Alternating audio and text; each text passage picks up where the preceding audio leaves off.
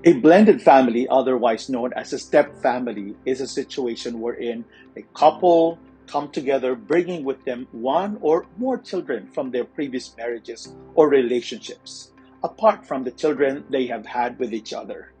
Well, there are many reasons why this happens. One is dahil sa parehong balo ang naging mag-asawa, o pwede naman dahil declared null and void ang kanilang mga previous marriages, or dahil sa divorce, or dahil parehong previously single parents ang naging mag-asawa.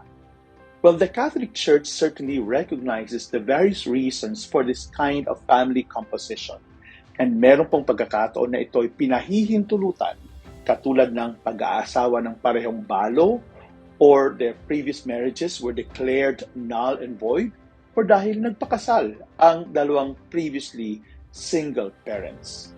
The Church also recognizes the complexities of the situation.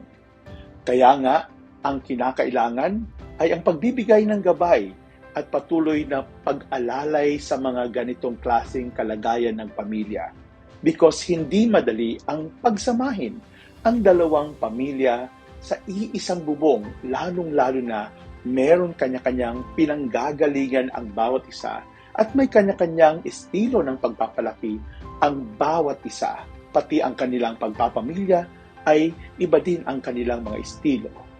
The Church, therefore, through its family and human life ministry, must provide programs to ensure that families like this will continue to experience the presence of God and share love with each other despite all the challenges they have to face. If you have any other questions for me, you may send them anonymously by clicking the link on this post.